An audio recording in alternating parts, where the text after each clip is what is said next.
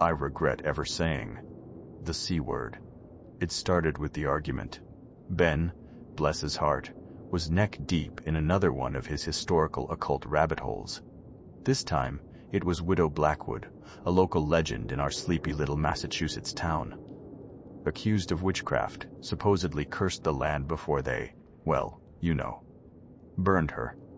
I was humoring him mostly. Sarah was working a double at the hospital, and I was bored, coding a particularly monotonous piece of software.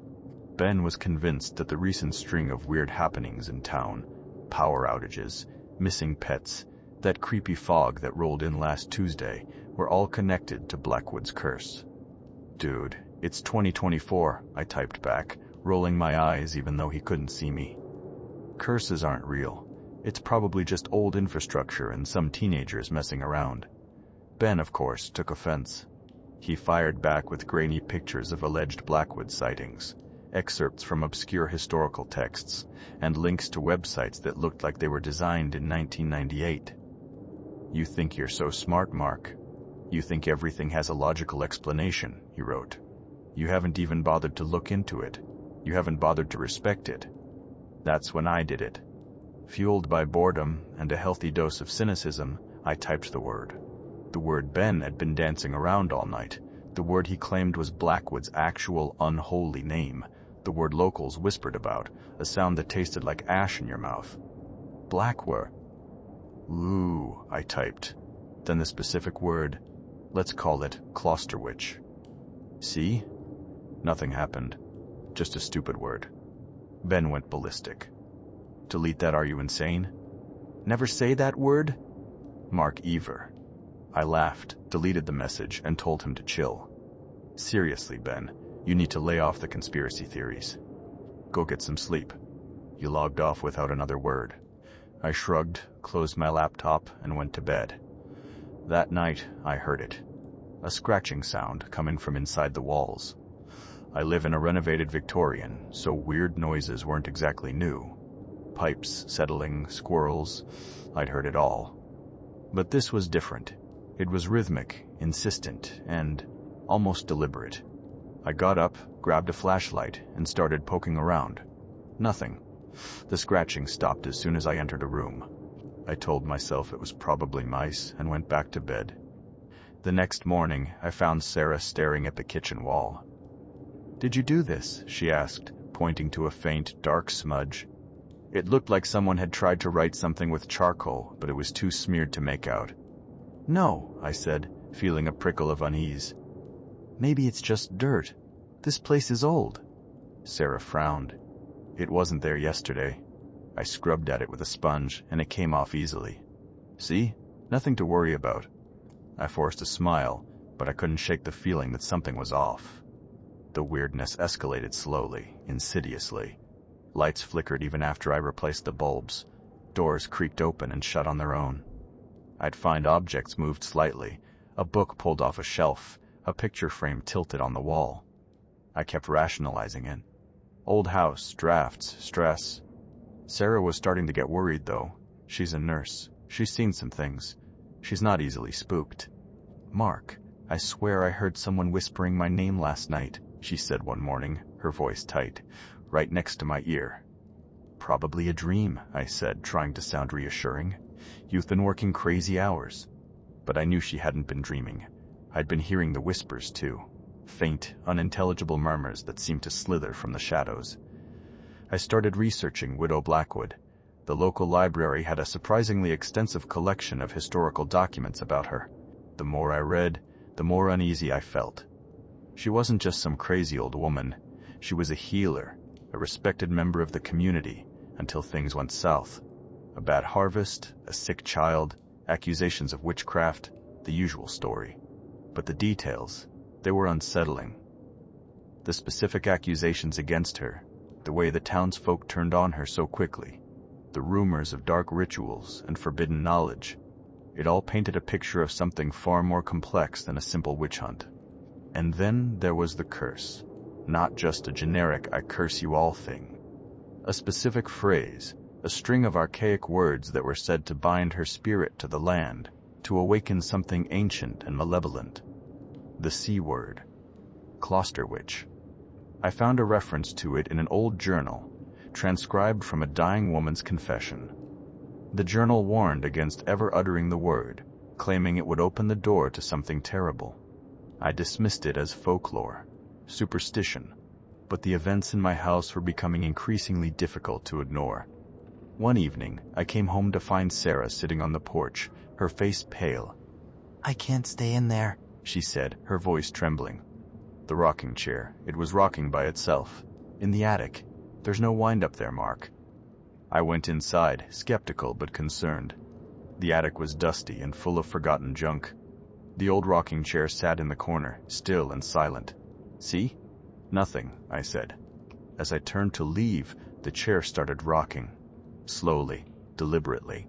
Back and forth, back and forth.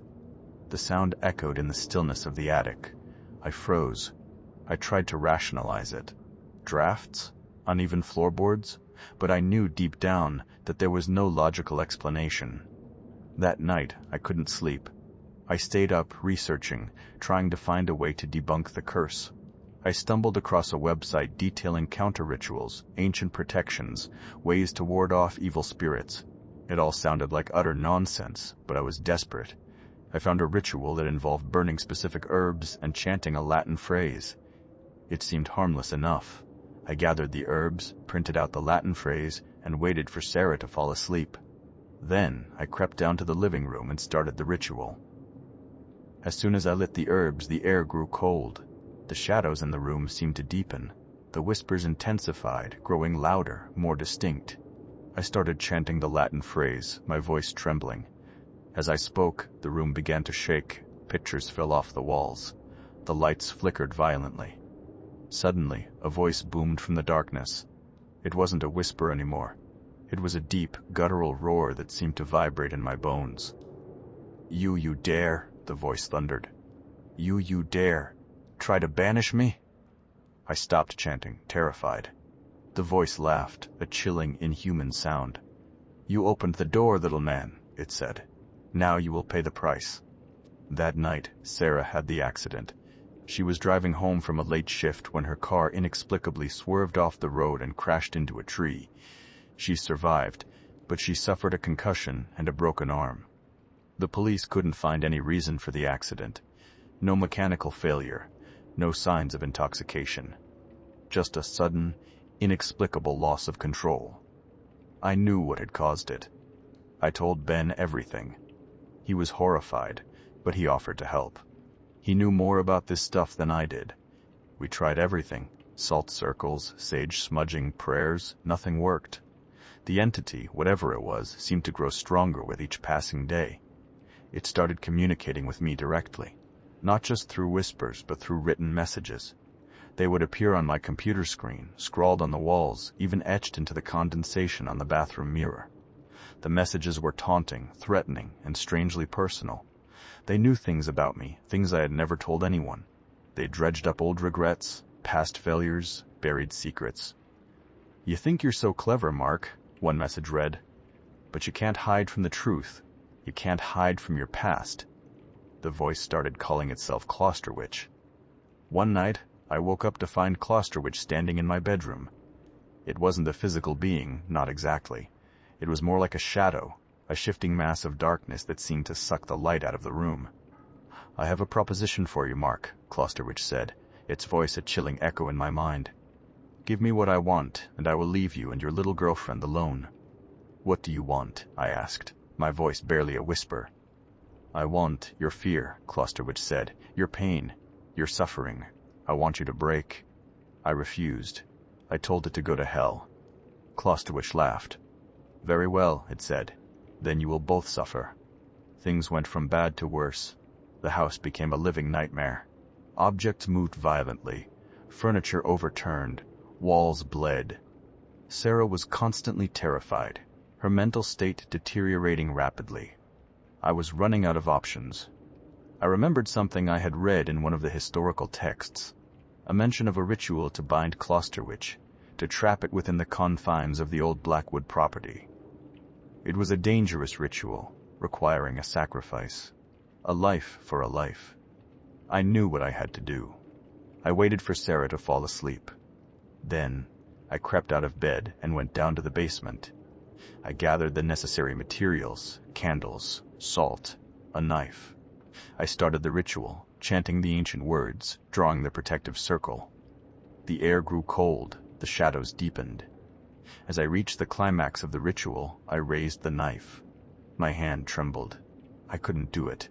I couldn't sacrifice Sarah. Suddenly, the basement door slammed open. Sarah stood there, her eyes wide with terror. "What are you doing, Mark?" she asked, her voice trembling. Closterwitch materialized behind her, its shadowy form engulfing her. "The choice is yours, Mark," it said. "Her life or yours." I screamed, dropped the knife, and lunged forward, trying to protect Sarah. Closterwitch laughed. "Too late," it said. Everything went black. I woke up in the hospital. Sarah was gone. The doctors said she had died of a heart attack. Stress, they said. Complications from the accident. I knew the truth. I went back to the house. It was quiet, empty. The darkness was gone. I thought I had won. Then, I found the message scrawled on the wall in Sarah's handwriting. "Thank you, Mark," it read. "Now, we begin anew." I looked out the window. My neighbors were standing in their yards, staring at me. Their eyes were black, empty. Their smiles were wide, unnatural. They were waiting.